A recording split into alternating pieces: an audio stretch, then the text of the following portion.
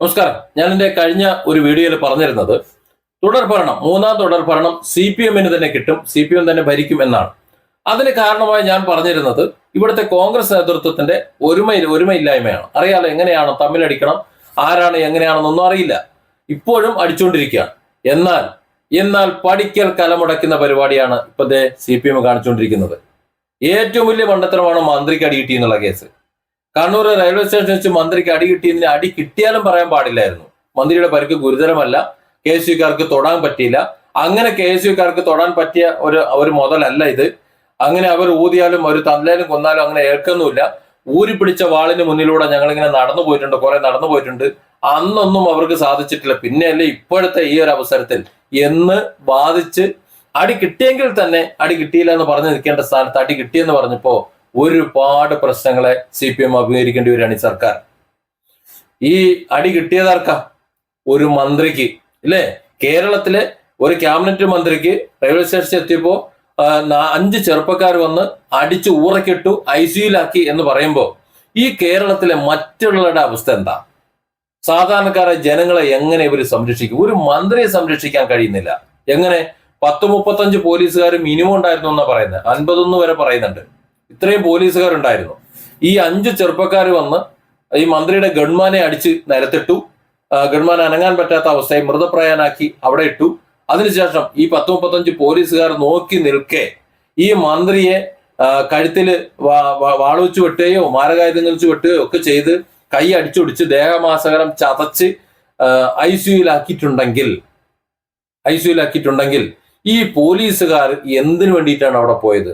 അതോ പോലീസുകാരുടെ സമയത്ത് ചായ കുടിക്കാനോ ചാരായം കുടിക്കാനോ പോയിരുന്നു? അതോ ഈ 10-35 പോലീസുകാരെയും കൂടി ഈ 5 ചെറുപ്പക്കാർ അടിച്ചു നിരത്തിയോ?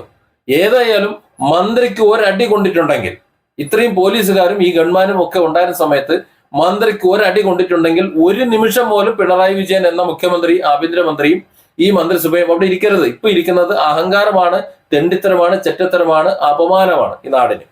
മന്ത്രിക്ക് ഒരു അടി കിട്ടിയിട്ടുണ്ടെങ്കിൽ എപ്പോഴും ഇറങ്ങി പോകേണ്ടതാണ്, രാജിവെച്ച് ഇറങ്ങി പോകണം. കഴിവില്ല എന്നല്ലേ പറയേണ്ടത്?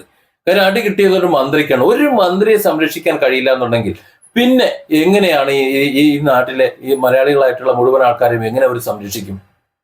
റെയിൽവേ സ്റ്റേഷനിലെ റെയിൽവേ പ്രൊട്ടക്ഷൻ ഫോഴ്സ് ഉണ്ട്, RPF ഉണ്ട്, കേന്ദ്രസേനയുണ്ട്. പോരാത്തതിന് പിണറായിയുടെ പോലീസ് തന്നെ 10-35 പേര് വേറെ ഉണ്ട്. പിന്നെ അവിടെ അവരുടെ വന്നിട്ടുള്ള പ്രവർത്തകരും മറ്റുള്ളവരും എല്ലാം ഉണ്ട്. ഇവരെല്ലാം കടത്തിവെട്ടിക്കൊണ്ട് 5 KSUവിന്റെ പീക്കിരി ചെക്കന്മാർ വന്നിട്ടൊരു മന്ത്രിയെ അടിച്ചു ഊറക്കിടണമെന്നുണ്ടെങ്കിൽ പിന്നെ എന്താണ് ഇവർ പറയേണ്ടത്? അതൊരു വശത്ത്. എന്നാൽ മറുവശം അതിലും രസമാണ്.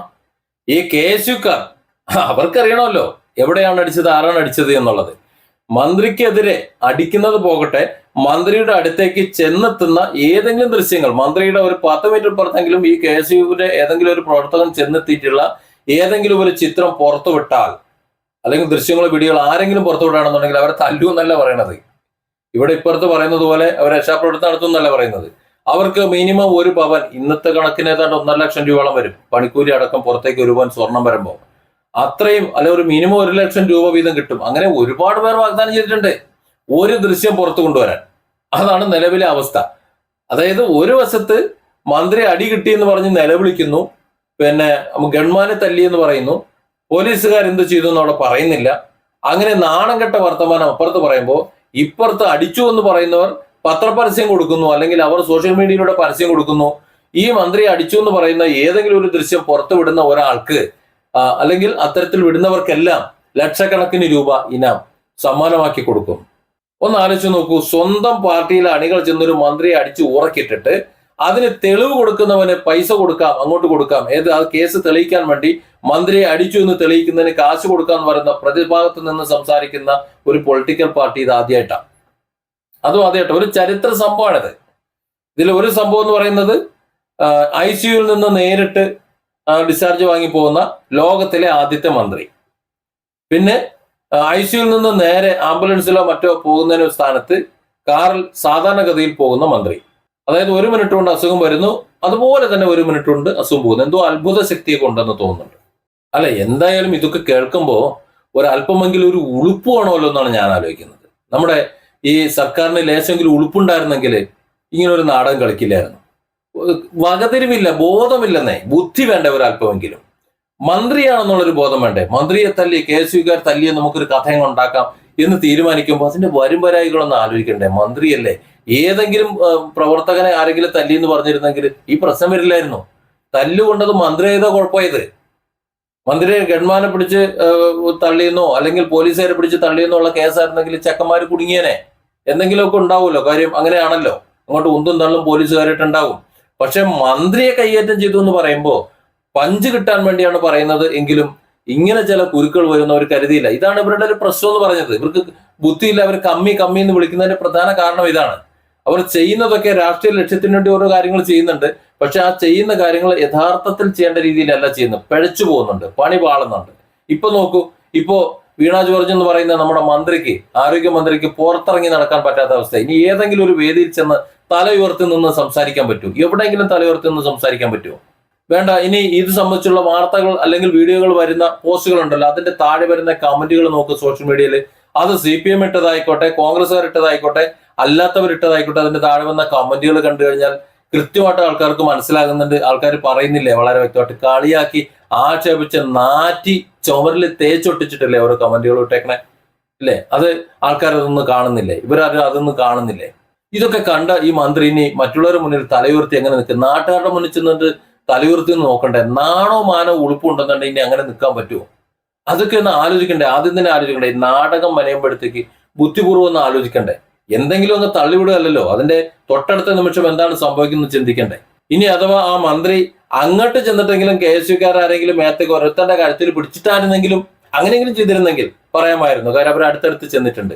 കഴുത്തിന് പിടിക്കുമ്പോൾ തല്ലാൻ വന്ന ആളെ ഉന്തി വിട്ടതാണെന്നെങ്കിലും പറയാമായിരുന്നു. അങ്ങനെ ഒരു ദൃശ്യം പോലും ഇല്ല. അങ്ങോട്ട് ആക്രോശിച്ച് ചെല്ലുന്നുണ്ട്. പിന്നെ മന്ത്രിക്ക് കഴുത്തിന് പരിക്ക് പറ്റിയതിന്റെ ദൃശ്യങ്ങൾ അതിനകത്തുണ്ട്. അപ്പൊ അങ്ങോട്ട് ഈ KSU പ്രവർത്തകരെ അടിക്കാനോ ചീത്ത വിളിക്കാനോ ഒക്കെ ചീത്തയും വിളിച്ചുകൊണ്ട് ചൂടാക്കിക്കൊണ്ട് നേരെ അവരെ പോകുന്ന സമയത്ത് പോലീസുകാർ അവരെ കഴുത്തിനും ശരീരത്തിനും ഒക്കെ ഞെരിച്ചു പിടിക്കുന്നുണ്ട്. പണ്ട് 2021 പരിക്ക് പറ്റിയതാ. അന്നത്തെ പരിക്കിൽ കോളറും അതും ഇതും ഒക്കെ ഇട്ടിട്ടുള്ളതാ. അതൊന്നും ഈ പോലീസുകാർക്ക് അറിയില്ലല്ലോ. അവർ പിടിച്ചു തിരിച്ചു. അതുകൊണ്ട് വേദന ഉണ്ടായിട്ടുണ്ടാവും, കാര്യങ്ങളൊക്കെ ഉണ്ടായിട്ടുണ്ടാവും. പക്ഷെ ഇവിടെ നാറാണക്കൽ ഇളകി എന്ന കാര്യത്തിൽ ഒരു സംശയമില്ല. നാണക്കേടായി, ആകെ നാണക്കേടായി. അതായത് ഒരു അനുകൂല സാഹചര്യം ഇവിടെ ഉണ്ടായി വന്നിരുന്നു. ആ അനുകൂല സാഹചര്യം പോലും നശിപ്പിച്ച് തുമ്പില്ലാതാക്കി. ഇനിയൊന്ന് ആലോചിക്കണം. ഈ ഒരൊറ്റ കാര്യം മതി ഇവരുടെ ഈ പ്രവൃത്തി. അതായത് ഒരു മന്ത്രിയെ രക്ഷിക്കാൻ കഴിയാത്ത, ഒരു മന്ത്രിയുടെ മേൽ ഒരു കൈ വീഴാൻ തടയാൻ കഴിയാത്ത ഒരു പോലീസ് സേനയും ഒരു ഭരണ സംവിധാനത്തെയും കൊണ്ട് എങ്ങനെയാണ് കേരളത്തിലെ 3.5 കോടി ജനങ്ങളായി ഞങ്ങളെ രക്ഷിക്കുക എന്ന് ഇവിടുത്തെ വോട്ടർമാർ ചോദിച്ചു കഴിഞ്ഞാൽ മേലോട്ട് നോക്കി കൊട്ടാവയിട്ട് കുമ്മളയിട്ടിരിക്കാനേ പറ്റുള്ളൂ. Different angles. Don't forget to subscribe and support this channel.